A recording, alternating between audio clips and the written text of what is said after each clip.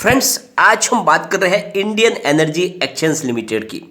Stock में गिरावट देखने को मिली हमें फ्राइडे को, लेकिन क्या ये गिरावट और भी जारी रहने वाली है या फिर स्टॉक ऊपर की तरफ दौड़ेगा?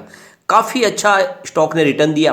बोनस के बाद में शेयर में थोड़ी सी हमें नरमी दिखाई दी है। एक बार इसने लगभग 300 के पास हाई प्राइस बताई, लेकिन फिर स्टॉक उस जगह पे आ गया जहां पे बोनस के बाद ये स्टॉक स्प्लिट होने के बाद हमें प्राइस देखने को मिली थी। अब यहाँ से क्या शुरुआत होगी? क्या बड़ी तेजी बनने वाली है या स्टॉक नीचे की तरफ आएगा? तो काफ़ी पॉजिटिव बातें निकल कर आई है इस स्टॉक को लेकर। इस स्टॉक के अगर फंडामेंटल को देखें तो लग रहा है यह एक लंबी रेस का घोड़ा है। आने वाले समय में स्टॉक फिर 4 डिजिट में जा सकता है, तो बिल्कुल इन्वेस्टमेंट के बारे में सोचा जा सकता है। इसके फंडामेंटल को चेक करेंगे और इसकी परफॉर्मेंस को देखेंगे। तो निवेश है वो क्या इस समय करना चाहिए या फिर बाजार में अभी भी करेक्शन की संभावना बनी हुई है? क्योंकि जिस तरह से एक तरह से बाजार में माहौल बहुत ज़्यादा पैनिक बन चुका है ओमिक्रॉन की वजह से, लग रहा है कि अगर ये कम्युनिटी स्प्रेड जिस तरह से ब्रिटेन में हुआ है, अगर इंडिया में उसी हिसाब से हो गया तो दिन के 14 लाख केस आ सकते हैं। और इसने बाजार में बड़ा डर पैदा कर दिया है और इस वजह से यहाँ पे लोग अब उस पैनिक माहौल में बाजार में खरीदारी करने से बच रहे। तो क्या करना चाहिए? क्या हमें इन्वेस्टमेंट करना चाहिए या अभी हमें वेट करना चाहिए? तो सारी संभावनाओं को तलाशेंगे इस वीडियो के माध्यम से।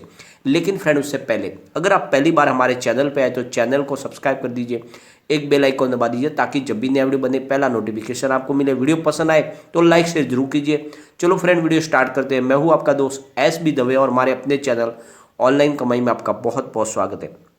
सबसे पहले फ्राइडे के कारोबार को डिस्कस कर लेते हैं। स्टॉक ओपन हुआ 264 पर, यही दिन भर की आई थी। लो है 255 का, यानी अंत में 257 पर इसमें गिरावट हमें देखने को मिली। क्लोजिंग जो है 257 के यानी 3.27% की गिरावट देखने को मिली। तो ये जो गिरावट है इसके पीछे वजह है बाजार में बड़ा क्रैश। बाजार में आपको लगभग 889 पॉइंट की बड़ी गिरावट देखने को मिली और इस डर ने यहाँ पर भी माहौल निगेटिव तो कर दिया है, लेकिन स्टॉक बहुत मजबूत लग रहा है। बहुत जल्दी स्टॉक में बड़ी तेजी आपको देखने को मिल सकती है। अगर हम इसके वॉल्यूम को देखें तो BSE में 6,95,000 का वॉल्यूम हुआ, सामने 2,14,000 की डिलीवरी उठाएगी। डिलीवरी का परसेंटेज 30.90% है। NSE की अगर बात करें तो 1,93,62,000 का वॉल्यूम हुआ, सामने 51,14,000 की डिलीवरी उठाएगी और डिलीवरी का परसेंटेज 26.42% है। तो दोनों एक्सचेंज में अच्छा खासा कामकाज हुआ है और ये स्टॉक बहुत मजबूत है। एक बार इसके वॉल्यूम को हम एनालिस करेंगे तो पिछले एक महीने पहले इसका 2 करोड़ का वॉल्यूम हुआ था, 1 वीक पहले 3 करोड़ का वॉल्यूम था, गुरुवार को भी 3 करोड़ का वॉल्यूम हुआ था और फ्राइडे को 2 करोड़ का वॉल्यूम हुआ। तो लगभग एक जैसे ही वॉल्यूम में कामकाज हो रहा है, जो इसकी स्टेबिलिटी को दर्शाता है कि स्टॉक बहुत ही ज़्यादा मजबूत है। तो निवेश के बारे में हमें सोचना ही चाहिए। 52 वीक का जो लो है इसका वो 66.57 का है, 318 इसका 52 वीक का है ये, और फिलहाल स्टॉक आपको 256 पर ट्रेड करता हुआ दिखाई दे रहा है। अगर बात करें हम इंडियन एनर्जी एक्सचेंज लिमिटेड की, तो कंपनी 2007 में बनी हुई मिड कैप कंपनी है जिसका मार्केट कैप 23,014.93 करोड़ रुपये का है। कंपनी फाइनेंशियल सर्विस प्रोवाइड करती है।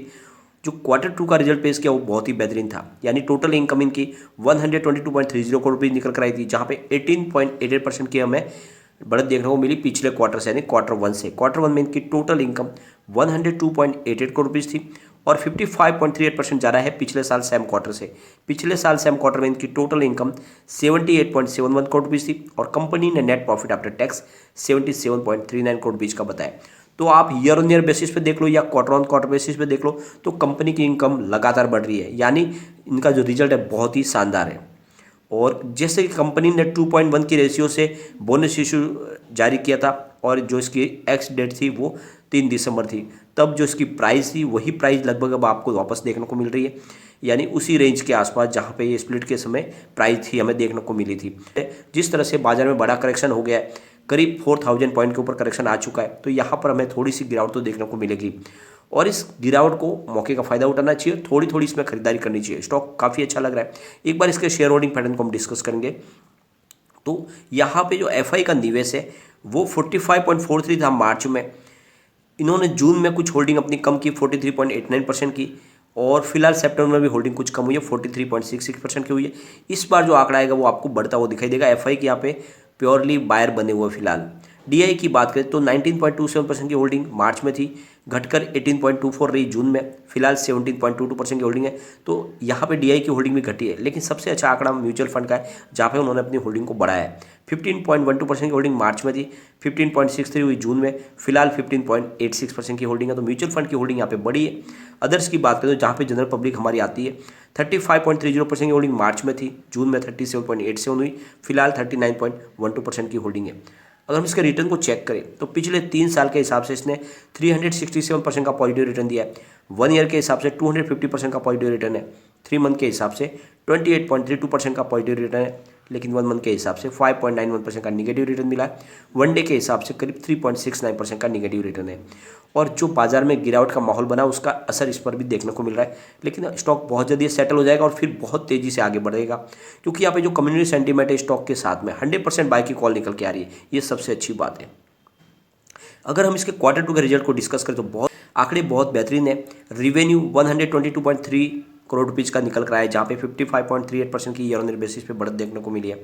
नेट इनकम 77.73 करोड़ रुपीज़ की है, तो 75.32% की शानदार ईयर ऑन ईयर बेसिस पे हमें बढ़त देखने को मिली। डाइल्यूटेड EPS 0.87 रहा, तो 74% की ईयर ऑन ईयर बेसिस पे हमें बढ़त देखने को मिली। नेट प्रॉफिट मार्जिन 63.55% है, तो 12.82% की शानदार ईयर ऑन ईयर बेसिस पे बढ़त देखने को मिली।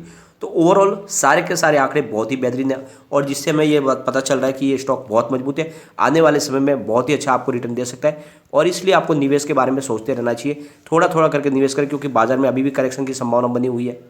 कंपनी के रेवेन्यू को अगर देखें तो सितंबर 2020 में 70.92 करोड़ रुपीज़ का रेवेन्यू था, दिसंबर 2020 में बढ़कर वो 85.23 करोड़ रुपीज़ हो गया, मार्च 2021 में रेवेन्यू बढ़कर 93.82 करोड़ रुपीज़ हो गया, जून में फिर कमी आई कुछ 91.03 करोड़ रुपीज़ का रेवेन्यू, लेकिन सितंबर 2021 में कंपनी का रेवेन्यू 110 करोड़ रुपीज़ का हो गया।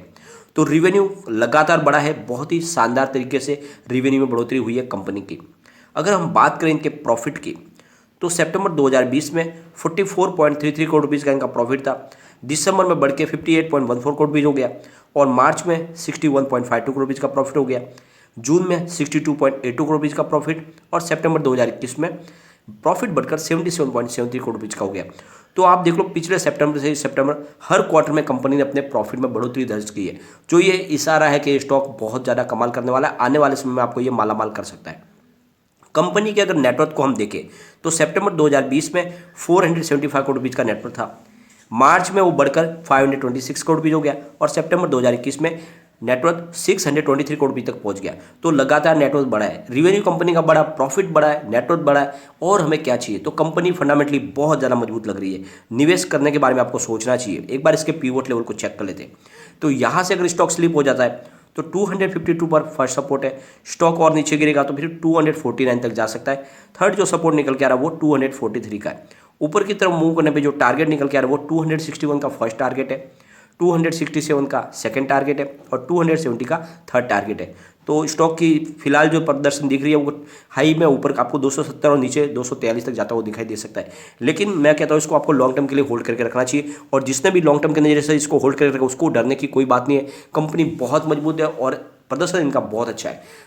आने वाले 2 साल में मुझे लग रहा है कि ये आपको 1000 क्रॉस करता हुआ दिखाई देगा और तेजी के साथ आगे बढ़ेगा, लेकिन जिसका भी शॉर्ट टर्म और मिड टर्म का नजरिया उनको एक बार प्रॉफिट बुक कर लेनी चाहिए, क्योंकि बाजार में फिलहाल गिरावट का दौर बने रहने की संभावना है, और ऐसे में यहाँ पे प्राइस और नीचे जाते हुए दिखाई दे सकती है, और बोनस के बाद वैसे भी काफ़ी स्टॉक थोड़े नीचे आते ही है, तो फिर निचले लेवल से आप खरीदारी कर सकते हैं। तो शॉर्ट टर्म मिड टर्म वाले प्रॉफिट बुक कर सकते हैं, चाहे तो आधा कर ले आधा रख ले, निचले लेवल से फिर खरीदारी करने का मौका मिल जाएगा, लेकिन लॉन्ग टर्म वाले बने रहे। बहुत ही अच्छी कंपनी है, बहुत ही अच्छा इसका प्रदर्शन है, आने वाले समय ये आपको मालामाल कर देगा। लेकिन फ्रेंड, कोई भी इन्वेस्टमेंट करने से पहले अपने फाइनेंशियल एडवाइजर से एक बार एडवाइस ले ले या अपना खुद का रिसर्च करें, क्योंकि मैंने वीडियो आपके एजुकेशनल पर्पज के लिए ही बनाया। वीडियो पसंद आए तो लाइक शेयर जरूर कीजिए और चैनल को सब्सक्राइब कर दीजिए।